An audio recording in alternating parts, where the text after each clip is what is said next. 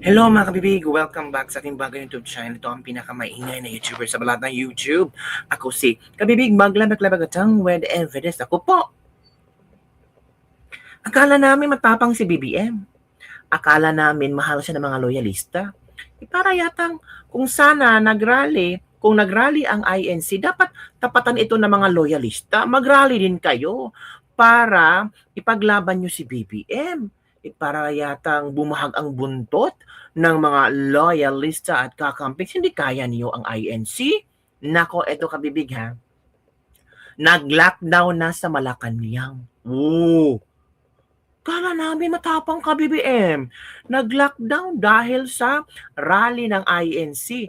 Takot si Marcos na sugurin ng Iglesia ni Cristo ang Malacanang. Takot siya na kung ano ang nangyari sa kanyang ama ay posibleng mangyayari ngayon sa kanyang pamumuno sa Pilipinas. BBM, bumahag ang buntot, nag-lockdown sa Malacanang. May phobia na yan si BBM kasi. O ito kabibig, ako BBM, makala namin matapang ka. Para yatang hindi nag-react yan si Boyeng Rimulya at kung ano-ano pa. Hoy, ipakulong yun na si Marcoleta para makita ninyo kung gaano kagalit. Ito breaking, Malacanang nag-lockdown habang nagpapatuloy ang malakihang pagtitipon sa EDSA. Isinailalim sa lockdown ang Malacanang Palace kasabay ng nagpapatuloy na malawakang pagtitipon ng Iglesia ni Cristo sa EDSA nitong Martes. Ayon sa mga ulat, isinara ang dalawang pangunahing gate ng palasyo habang ipinatupad din ang paghihigpit sa mga kalsada, tulay at iba pang lagusang papasok at palabas ng Malacanang bilang bahagi ng security measures ng mga otoridad.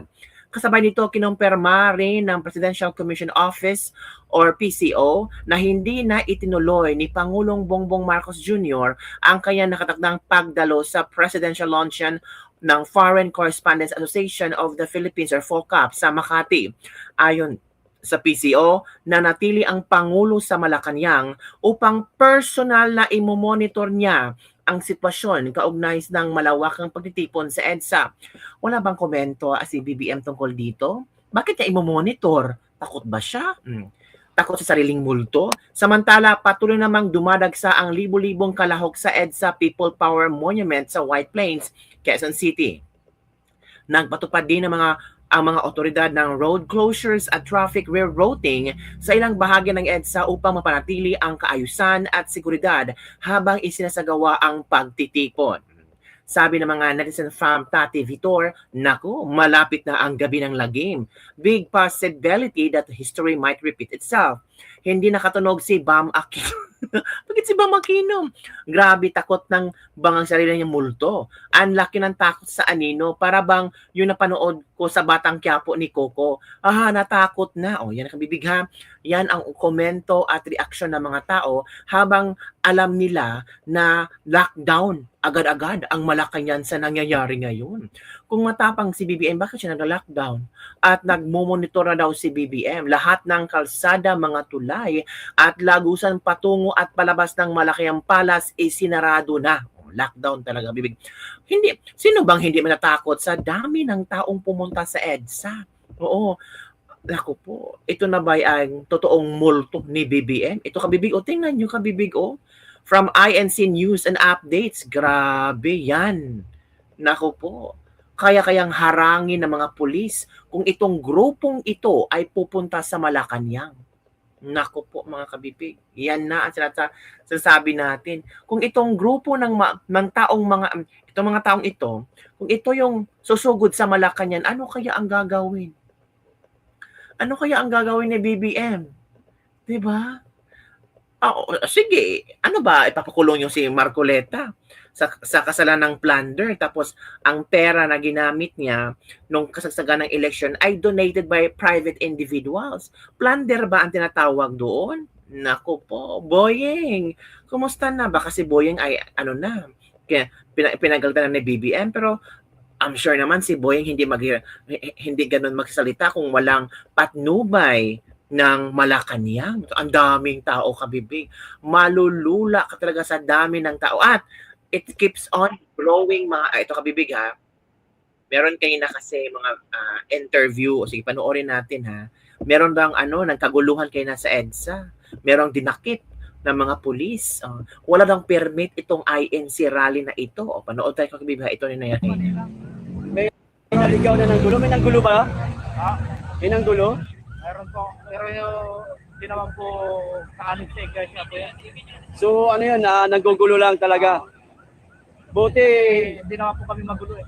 kaya nga hindi naman kayo naghahanap ng away eh. Tingnan nyo, nung nadampot yung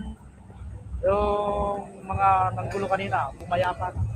May nadampot pala talaga. Aba, meron po. Ayun. Bali, 4 po yung nakita namin ng pusasa.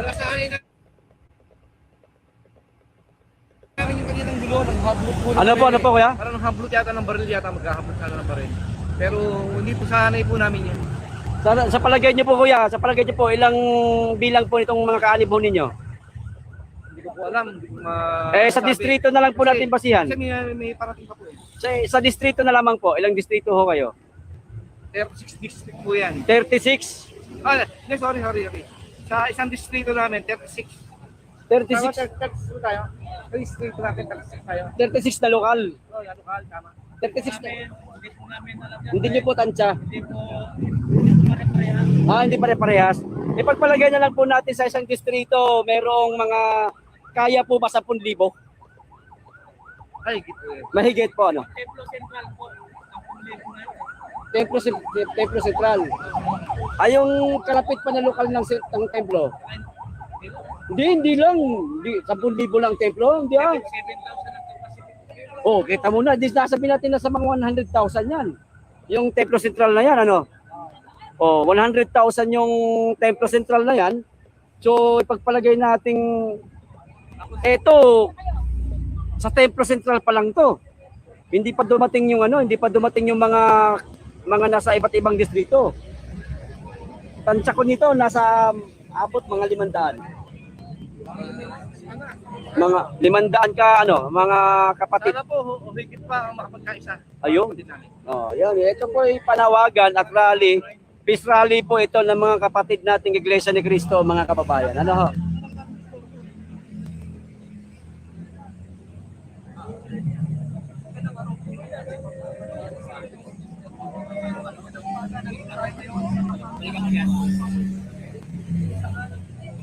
Buyang. Ayan.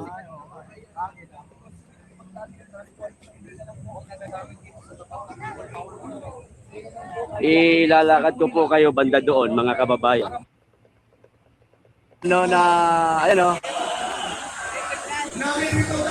Kailangan makakit tayo. Makakit tayo ron. Ayan. May mga parami po ng parami ang mga parating pa. Ayan Benz!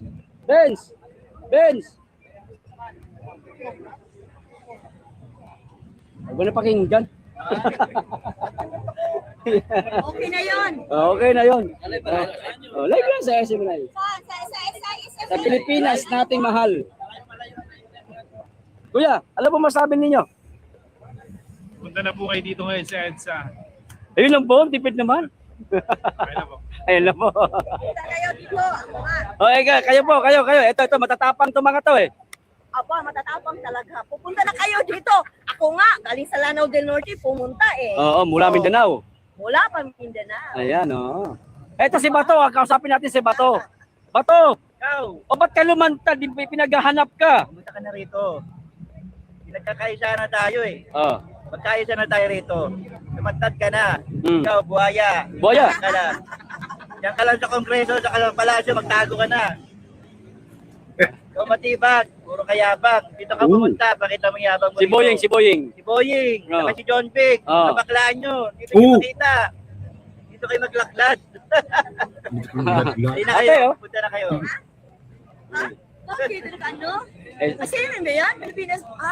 Pilipinas kung mahal. Mahalin natin ang Pilipinas! Mahalin natin ang Pilipinas! Go, go, go! Masabi nyo kay Boying? Ay, no comment. No comment. Ayan.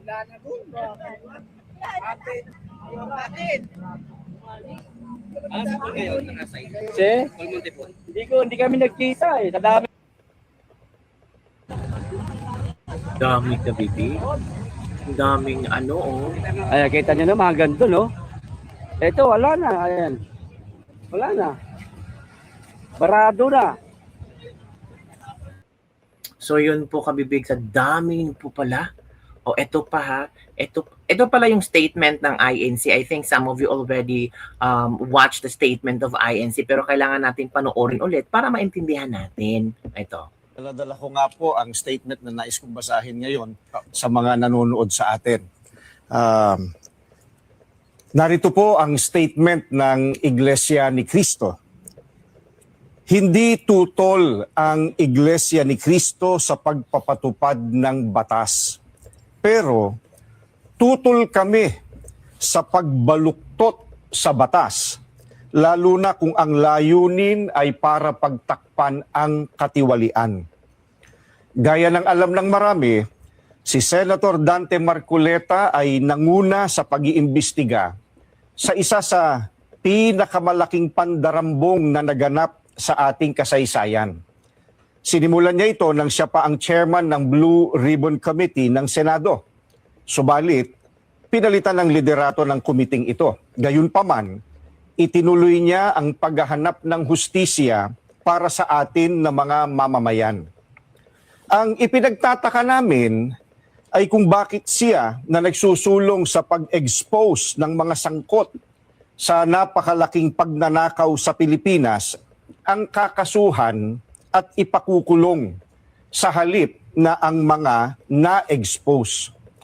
Ang ikinakaso kay Senator Marcoleta ay plunder na isang non-bailable crime. Sa makatwid, ipakukulong siya at hindi pwedeng magpiyansa hanggang hindi natatapos ang pagliliti sa kanya. Sa madaling salita, ay hindi na niya maitutuloy ang paglalantad o pag-expose sa mga sangkot sa pandarambong na naganap. Pero, paanong naging plunder ang pagtanggap ng campaign donation o campaign contribution? Hindi naman galing sa kabangyaman ng Pilipinas ang tinanggap niyang donation mula sa mga sumuporta sa kanyang pagkandidato bilang senador. At mismong ang COMELEC ay naglabas na ng desisyon na walang krimen na naganap sa pagtanggap niya ng campaign donation. Sinusuportahan ng Iglesia ni Cristo ang itinataguyod ni Senator Marcoleta dahil ito rin ang posisyon namin. Nananawagan kami para sa transparency, accountability, justice, and peace. Kaya, nais naming iparinig sa mga kinauukulan na kahit ipakulong nila si Senator Marcoleta, ay hindi kami titigil sa paghingi ng katarungan para sa mga kababayan natin na ninakawan. Gusto naming ipaalam sa kanila na isang injustice ang selective justice. At hindi kami mananahimik sa harap nitong napakalaking pagyurak sa katarungan na hinihingi ng ating mga kababayan. So yun po kabibig ang statement ng Iglesia ni Cristo. So far kabibig, 10,000 people and counting ang nag-join sa rally sa INC. Ito kabibig as of now, base sa Politico, 10,000 strong and counting, more than 10,000 members of the Iglesia ni Cristo INC gathered at its shrine, People Power Monument and Liwasan Bonifacio as of 10 a.m. Tuesday in a show of support for Senator Dante Marcoleta amid the threat of a plunder complaint. The simultaneous rallies also caused heavy traffic on major roads in Metro Manila. So ito kabibig is a Shrine INC 250 ongoing. EDSA SB Corner Connecticut INC 300 people ongoing pa. PPM Corner White Plains Avenue INC pa rin 10,000 people nandun na ongoing. Liwasan Bonifacio INC 300 ongoing. So a total of 10,850 mga kabibig ang nag-join sa rally and the same time arrested 2, injured 3 PNP personnel. So yun po ang accounting sa nangyayaring rally ngayon sa INC. So maghanap tayo ng mga videos kung saan makikita, grabe kabibig, no? Grabe ang rally ng INC. Ito natin ha.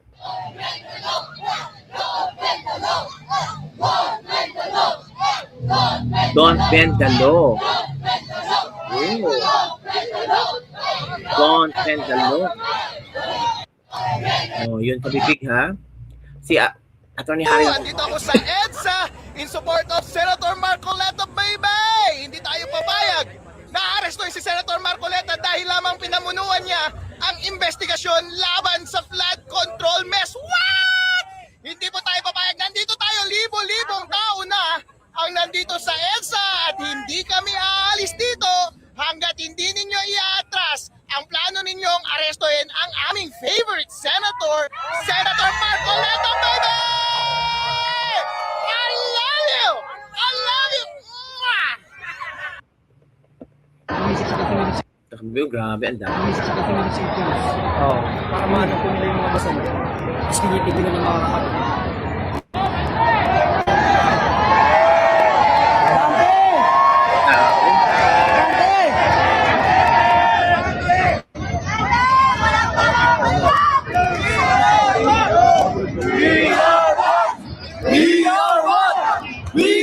We are one. We are one.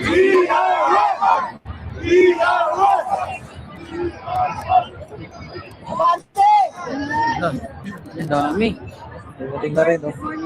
Diba, We are one. Nangarap lang po talaga natin.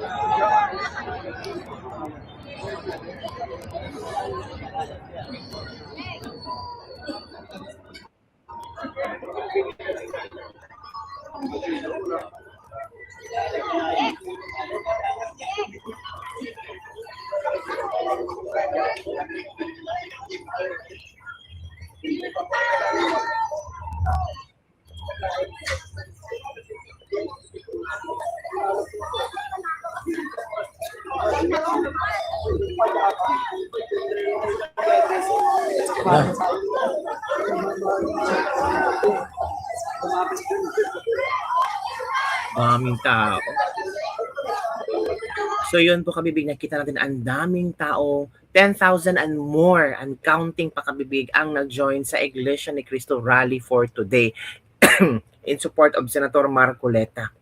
Yun lang kabibig. Don't forget to like, subscribe, and share this video. Bye everyone. See you next time.